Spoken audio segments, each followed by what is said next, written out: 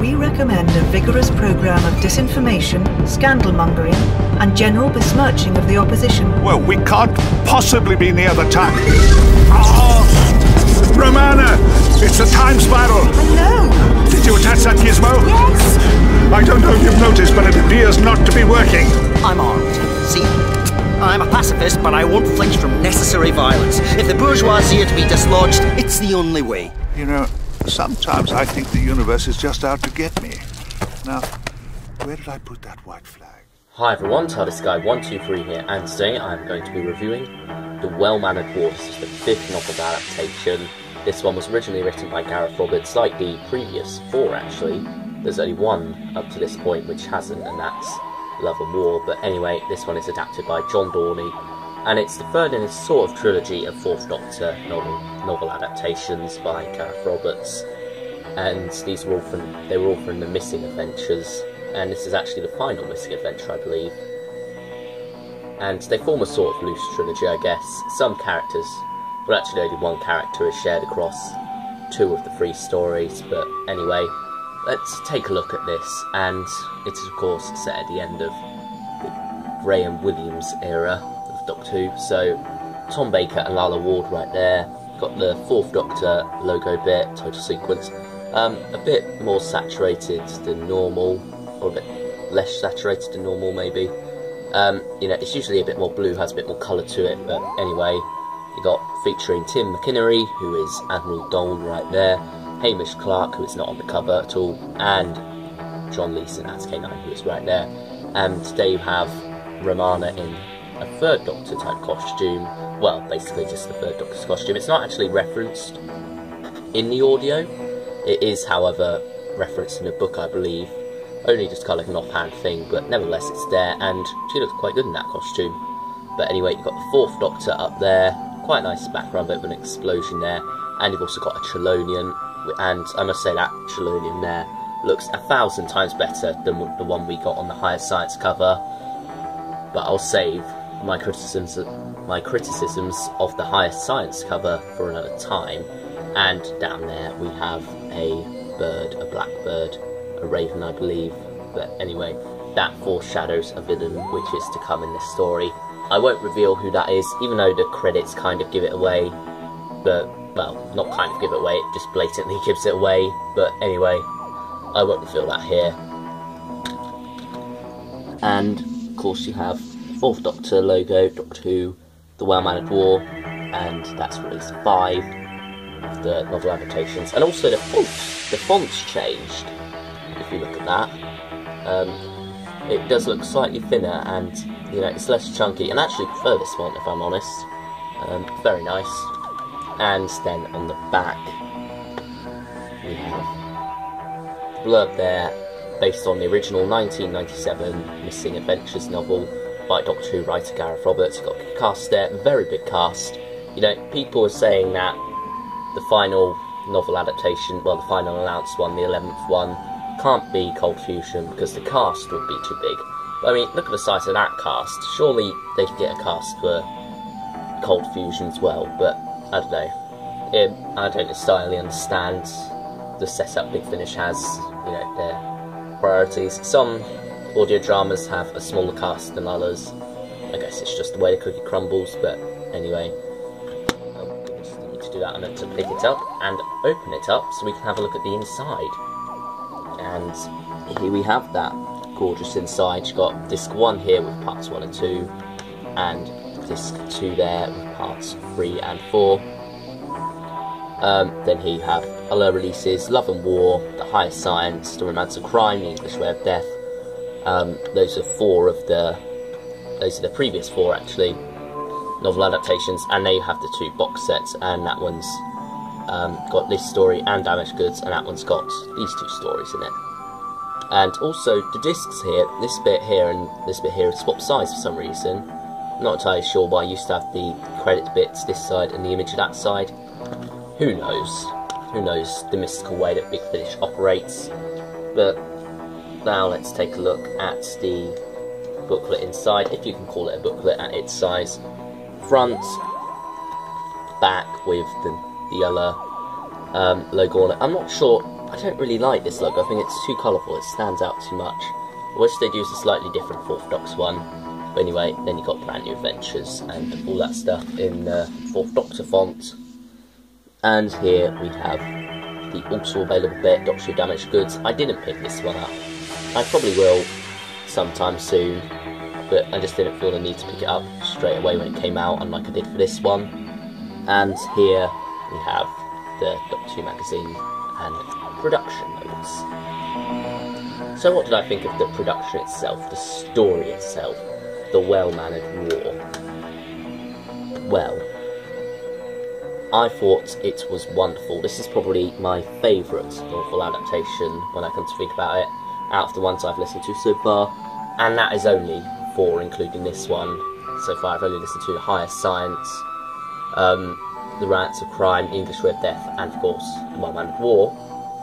And this is most definitely my favourite, I feel.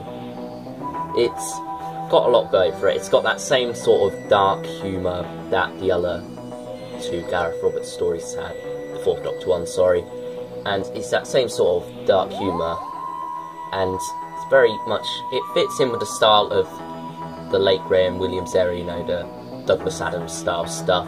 There's a lot of that in there, such as the idea that the war is kind of like a peaceful one, that there's no actual fighting, it's just on paper that there's a war and the generals of both sides are good friends and whatnot.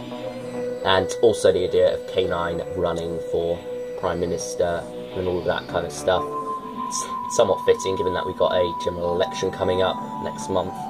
But anyway, obviously, all that stuff is very much in that style. But at the same time, it kind of like has that Hinchcliffe era of horror. Maybe not Hinchcliffe era, but it's definitely got a horror element to it.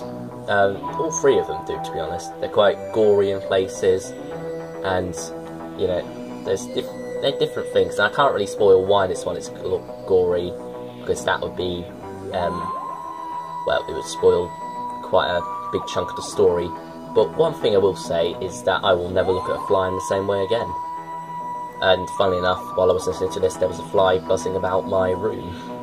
And the flies, you know, you've got to look out for flies in this, that's all I'll say.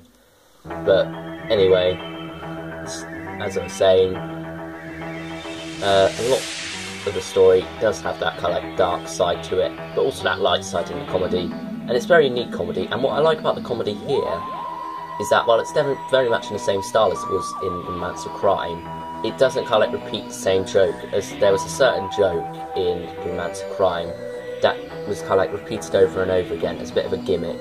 And, you know, after the first 2 or 3 goes, it just wasn't funny anymore, and it started to get a bit too predictable. And one thing humour should never be is predictable, I feel, for the most part. You know, sometimes it is, and sometimes that works. But for the most part, it needs to come out of nowhere in these types of situations. And I feel what's good about this one is that it does that quite well. And there are some very funny moments in this, and some quite dark moments as well. And it's a very serious tale when you get down to the end of it. You know, it starts off very light in the first 2 episodes, very much focusing on the idea of the war being, well, well-mannered. I kind of wish they spent a bit more time on that side of it. Things did heat up very quickly, unfortunately, but what can you do? And some things I didn't see as quite credible on that sort of thing. I mean, you know, it's a story that is about a war where no shots are fired and a robot dog is running for president or prime minister or whatever the position is. I can't remember. I think it's premier or something. But anyway, you know, there is kind of like a limit to the credibility of that, but it takes itself so seriously that you run with it, and that sort of thing you do find credible in this. But there are certain things that are set up within the dynamics of the story, I guess, within the setting of the story, that I just feel didn't work terribly well. And, you know, it did get a bit slow in part 3. I did find myself losing interest, but then the cliffhanger, that was what got my interest invested again. The cliffhanger for part 3 leading into part 4, well, that just got me hooked again, and I was hooked all the way up until the end, and what an end it was. Obviously, for those of you who know, the ending is very different from what you'd expect from a Doctor Who story. it very much keeps with the style of it very much keeps with the style of the book ending. I am aware that the book ending is basically the same as here. Apparently it might have been longer in the book, I don't know. But anyway, there was no real resolution to the ending that happens here. I wouldn't say what it is at all, but I will say it is a very strong ending. Now, going back a little bit, let's talk about Tom Baker as a Doctor.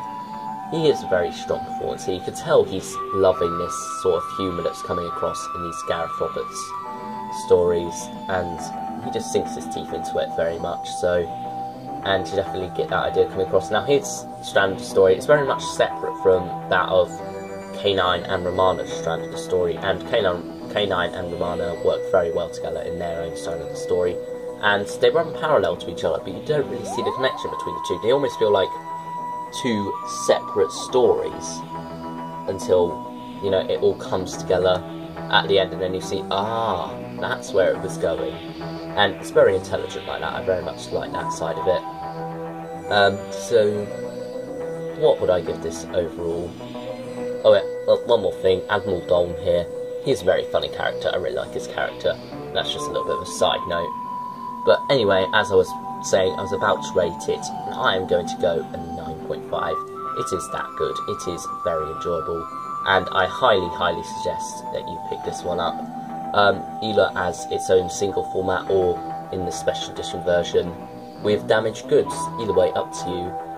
All I will say now is thank you for watching this review, everyone, and I will see you all next time. Bye, everyone.